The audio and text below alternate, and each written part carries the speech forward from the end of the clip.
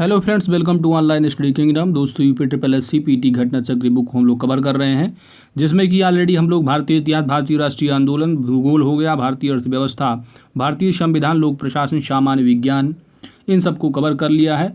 और 12वां जो सिलेबस क्रमांक सामान्य जागरूकता, जनरल अवेयरनेस, इसमें कि हम लोग जो है कवर कर रहे हैं, जिसमें कि 10 क्वेश्चन और 10 नंबर के पूछे जाने वाले हैं। यानी एक जो क्वेश्चन नंबर, प्रत्येक जो क्वेश्चन होंगे वह 1 नंबर के होंगे और नेगेटिव मार्किंग जो है वह 1/4 यानी 25% है। दोस्तों, आज की इस वीडियो में हम लोग भारत एवं मालदीव संबंध को कवर करेंगे। दोस्तों, अगर आप हमारे चैनल पर नए हैं तो चैनल को ज़रूर सब्सक्राइब करें, क्योंकि आपकी सब्सक्रिप्शन ही हमारी ताकत है। साथ ही ऑल नोटिफिकेशन बेल आइकन को ज़रूर प्रेस करें, ताकि आने वाली वीडियो का अपडेट्स आप सभी को प्राप्त होता रहे। तो दोस्तों, ज़्यादा टाइम ना लेते हुए आइए हम लोग फटाफट स्टार्ट करते हैं। भारत मालदीव संबंध। भारत और मालदीव परंपरा, भाषा, संस्कृति, धर्म और वाणिज्यिक संबद्धता को साझा करते हैं, जिसकी जड़ें बहुत गहरी और पुरातात्विक काल से जुड़ी हुई हैं। भारत उन पहले देशों में से था जिसने इसकी वर्ष 1965 ईस्वी में स्वाधीनता प्राप्त के तत्काल बाद मालदीव को मान्यता प्राप्त की थी और इस देश के साथ अपने राजनयिक संबंधों की स्थापना की थी। भारत ने अपने मिशन की स्थापना माले में वर्ष 1972 ईस्वी में की थी। मालदीव ने अपने पूर्ण उच्चायोग को नई दिल्ली में नवंबर 2004 में खोला था। उस समय संपूर्ण विश्व में इसके मात्र 4 राजनयिक मिशन थे। राजनैतिक संबंधों के स्थापना काल से ही मालदीव के लगभग सभी प्रधानमंत्रियों ने भारत की यात्रा की है। मालदीव के राष्ट्रपति अब्दुल्ला यामीन अब्दुल गयूम ने अप्रैल 2016 में भारत की यात्रा की थी। अंतर्राष्ट्रीय मुद्दों पर मालदीव लगातार भारत का समर्थन बहुराष्ट्रीय मंचों जैसे यूनाइटेड नेशन, राष्ट्रमंडल, गुटनिरपेक्ष और सार्क आदि में करता है। भारतीय सेना ने 1988 ईस्वी में ऑपरेशन कैक्टस करके इलम समर्थकों के एक तख्तापलट की साजिश को नाकाम कर दिया था। इलम एक प्रस्तावित राज्य था जो तमिल लोग अपने लिए बनाना चाहते थे। 26 दिसंबर 2004 में आई सुनामी के बाद भी मालदीव के इब्राहिम नास्त एयरपोर्ट पर उतरने वाला पहला डोनियर प्लेन भारतीय कोस्ट गार्ड का ही था। अर्थात सुनामी के बाद मालदीव को जिस देश ने सबसे पहले राहत सामग्री सहायता भेजी थी वो अपना प्यारा भारत ही था। भूतपूर्व प्रधानमंत्री श्री राजीव गांधी की माले यात्रा वर्ष 1986 ईस्वी पर इस सहमति पर हुई थी कि माले में एक चिकित्सा परिसर की स्थापना भारतीय सहायता से की जाएगी। तदनुसार 200 बिस्तरों के एक चिकित्सालय की स्थापना की गई थी, जिसकी अनुमानित लागत लगभग 42.5 करोड़ की थी और इसका उद्घाटन अप्रैल 1995 ईस्वी में किया गया था। माले में स्थित इंदिरा गांधी स्मारक चिकित्सालय अब सर्वाधिक उन्नत त्रिपक्षीय चिकित्सा सुविधा मालदीव के चिकित्सालय में प्रदान कर रहा है और यह मालदीव को भारत द्वारा प्रदान की गई सहायता का सर्वाधिक स्पष्ट दिखने वाला प्रतीक है।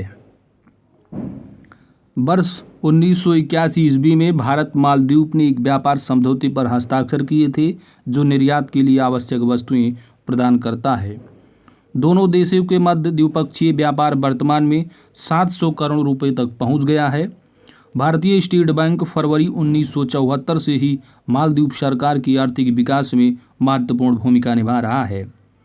जुलाई 2011 में मालदीव के माले में भारत सांस्कृतिक केंद्र की स्थापना की गई थी। तो इम्पोर्टेंट तथ्य इसको जरूर याद रखना।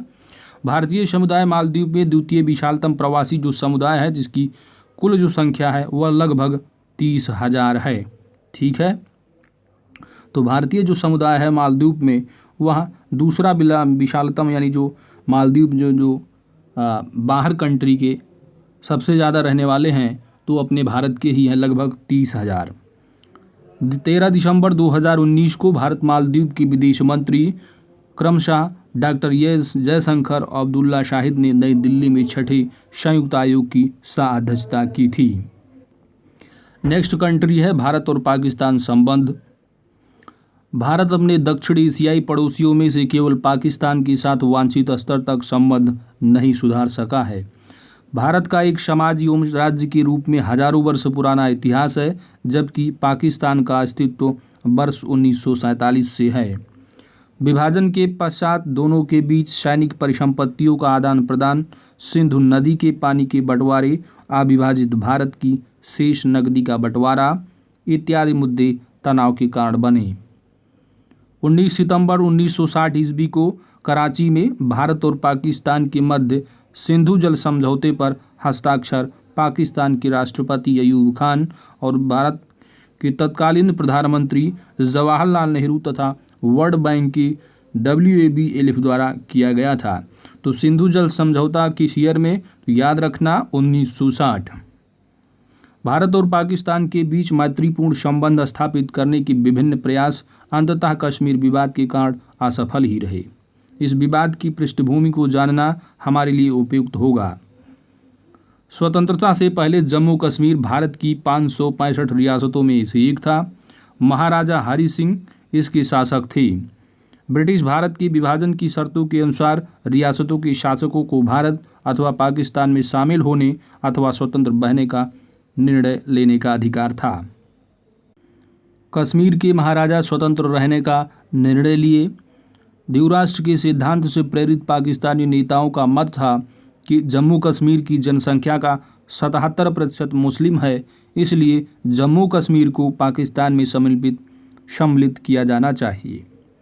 महाराजा जो थे जम्मू कश्मीर के हरि सिंह, उनके द्वारा 3 सितंबर 1947 ईस्वी को स्वतंत्रता घोषित किए जाने के बाद पाकिस्तान की ओर से सीमा पर हमले एवं कबायली घुसपैठ शुरू हो गई।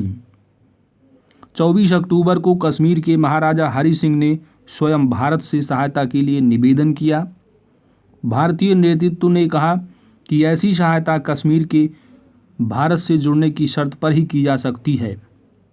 यानी अगर जो कश्मीर है वहाँ के महाराजा जो हरि सिंह थे, उनसे कहा गया कि अगर ये कश्मीर भारत से जुड़े तो इस शर्त पर जो है वो क्या है, हम मदद करेंगे। 26 अक्टूबर को महाराजा हरि सिंह ने तत्कालीन गवर्नर जनरल लॉर्ड माउंटबेटन को एक पत्र भेजकर भारत में शामिल होने के अपने निर्णय के जो है वो विषय में रखा। भारतीय सैनिकों को हवाई जहाज से कश्मीर भेजा गया। भारत की सैनिक टुकड़ियों ने पाकिस्तानी घुसपैठियों को बढ़ने से रोका, परंतु 14 महीने तक लड़ाई चलती रही। इसी लड़ाई में भारत के मेजर सोमनाथ शर्मा पहले परमवीर चक्र विजेता बने। भारत का सर्वोच्च शौर्य सैन्य जो सम्मान शौर्य होता है, भारत का जो सर्वोच्च शौर्य सम्मान होता है वह परमवीर चक्र ही, ठीक है। इसी बीच 1 जनवरी 1948 ईस्वी को भारत ने संयुक्त राष्ट्र की सुरक्षा परिषद में पाकिस्तान को जम्मू कश्मीर पर हमला करने से रोकने के लिए एक शिकायत दर्ज की।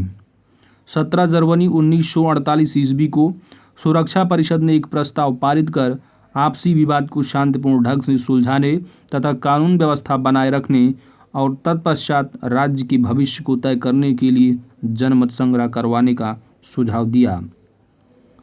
13 अगस्त 1948 ईस्वी को सुरक्षा परिषद द्वारा एक नया प्रस्ताव पारित कर युद्ध विराम लागू किया गया।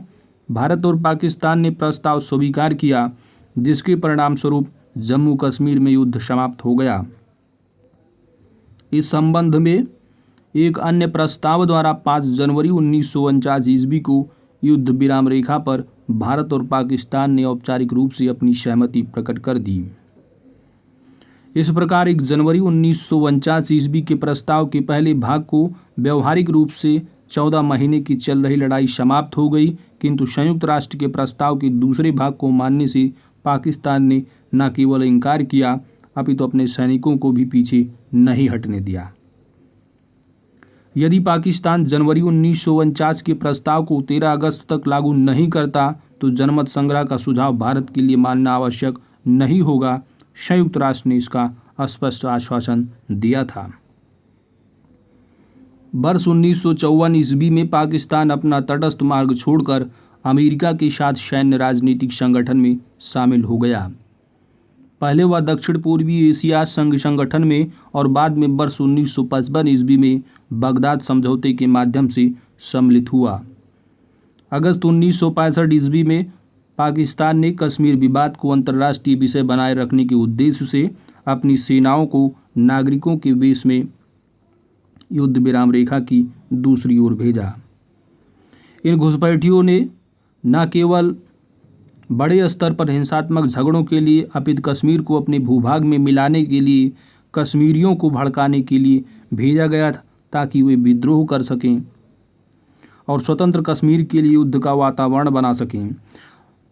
परिणाम स्वरूप भारत और पाकिस्तान में जमकर युद्ध हुआ, जिसमें पाकिस्तान को मुंह की खानी पड़ी और संयुक्त राष्ट्र की जो सुरक्षा परिषद ने 20 सितंबर 1965 ईस्वी को एक प्रस्ताव पास करके भारत और पाकिस्तान की युद्ध को विराम लगाया।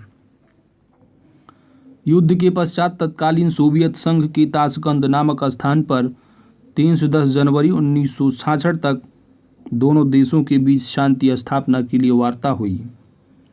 यह शिखर वार्ता तत्कालीन सोवियत संघ के जो प्रधानमंत्री रहे अलेक्सी कोशिगिन उनके प्रयास से हुई, जिसमें तत्कालीन भारतीय प्रधानमंत्री लाल बहादुर शास्त्री और तत्कालीन पाकिस्तानी राष्ट्रपति अयूब खान ने भाग लिया। वर्ष 1987 से पाकिस्तान ने कश्मीर से घुसपैठियों को प्रोत्साहित करना, भड़काना और उनकी हर प्रकार से सहायता करना जारी रखा। वर्ष 1999 ईस्वी में कारगिल में घटी घटनाओं ने यह स्पष्ट कर दिया कि भारतीय भूभाग पर पाकिस्तानी सैनिकों तथा इस्लामी उग्रवादियों का बने रहना किसी भी प्रकार से वहां के स्थानीय निवासियों की तत्कालिक कार्रवाई नहीं थी। कश्मीर के महाराजा हरि सिंह ने हस्ताक्षर करके कश्मीर को भारत का एक अभिन्न अंग और अटूट अंग बना दिया और वर्ष 1954 ईस्वी में कश्मीर राज्य की संविधान सभा ने भी इस पर अपनी अंतिम मुहर लगा दी। वर्ष 1947 ईस्वी में पाकिस्तान के जन्म के पश्चात जिस महत्वपूर्ण आंतरिक विवाद ने इस देश को आ घेरा वह था पूर्वी पाकिस्तान और वर्तमान में बांग्लादेश है, और इसका मामला जिसने मुस्लिम लीग के द्विराष्ट्र सिद्धांत को प्रत्यक्ष रूप से चुनौती दी। भारत के सहयोग से 16 दिसंबर 1971 ईस्वी को पूर्वी पाकिस्तान के स्थान पर बांग्लादेश नामक नए देश का जन्म हुआ। तो याद रखना, बांग्लादेश कब बना, कब जन्म हुआ, तो पूर्वी पाकिस्तान के स्थान पर इसका नाम बांग्लादेश हो गया 16 दिसंबर 1971 ईस्वी को।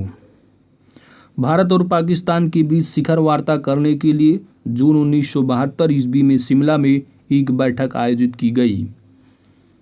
भारत पाकिस्तान संबंधों को सुधारने में वर्ष 1997 ईस्वी में तत्कालीन विदेश मंत्री इंद्र कुमार गुजराल ने एक बार फिर पहल की और अपने पड़ोसियों के साथ मैत्रीपूर्ण संबंध बनाने के लिए महत्वपूर्ण नीति की घोषणा की।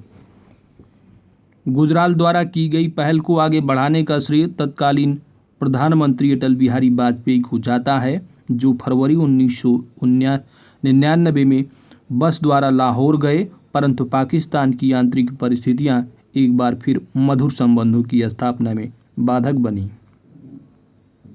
वर्ष 1999 में कारगिल में पाकिस्तानी सेना के घुसपैठ के कारण संघर्ष हुआ तथा भारत ने अपने क्षेत्र को घुसपैठियों से मुक्त करा लिया। भारत ने पाकिस्तान को MFN का दर्जा वर्ष 1996 में प्रदान किया था। यात्रा की सुविधा के लिए दोनों देशों के बीच विभिन्न रेल एवं बस सेवाएं संचालित हैं। भारत और पाकिस्तान के बीच संचालित रेल सेवाओं में लाहौर और दिल्ली गंतव्यों के साथ समझौता एक्सप्रेस की साप्ताहिक सेवा अटारी बाघा रेल मार्ग भी मालगाड़ियों के संचालन के लिए खुला है, और दूसरा है साप्ताहिक गाड़ी थार एक्सप्रेस मुनाबाओ भारत से जो कि पाकिस्तान में है खाकरा पार के बीच संचालित है। वर्ष 2016 से 17 में दोनों देशों के मध्य द्विपक्षीय व्यापार 2.28 मिलियन अमेरिकी डॉलर का था। काबुल अफगानिस्तान से वापस लौटते हुए प्रधानमंत्री मोदी ने 25 दिसंबर 2015 को लाहौर में नवाज शरीफ से मुलाकात की। आपसी संबंधों को सौहार्दपूर्ण बनाने के लिए यह महत्वपूर्ण कदम था। 2 जनवरी 2016 को पठानकोट एयरबेस पर आतंकी हमले में पाकिस्तान स्थित जैश ए मोहम्मद का हाथ होने के कारण विदेश सचिव स्तर की वार्ता स्थगित कर दी गई। प्रधानमंत्री द्वारा 15 अगस्त 2016 ईस्वी को लाल किले की प्राचीर से प्रधानमंत्री द्वारा पाक अधिकृत कश्मीर, गिलगित बाल्टिस्तान और बलूचिस्तान के लोगों का अभिनंदन किया गया। यह पाकिस्तान के प्रति परिवर्तित भारतीय विदेश नीति का द्योतक है। 10 अप्रैल 2017 को पाकिस्तान द्वारा भारतीय नागरिक कुलभूषण जाधव को फांसी की सज़ा सुनाने के बाद से दोनों देशों के संबंधों में तनाव बढ़ गया है। हालांकि जाधव मामला अंतर्राष्ट्रीय न्यायालय में विचाराधीन है। 18 मई 2017 को अंतरिम निर्णय में अंतर्राष्ट्रीय न्यायालय ने कुलभूषण जाधव की फांसी को क्रियान्वित करने पर रोक लगा दी है। वर्ष 2019 में मसूद अजहर को वैश्विक आतंकवादी घोषित किया गया था। 26 फरवरी 2019 को भारत ने पाकिस्तान पर बालाकोट सर्जिकल स्ट्राइक किया था। तो दोस्तों, इसी के साथ हम लोगों ने भारत मालदीव और भारत पाकिस्तान के संबंधों को कवर किया। नेक्स्ट वीडियो में मिलते हैं आपसे भारत अफगानिस्तान और भारत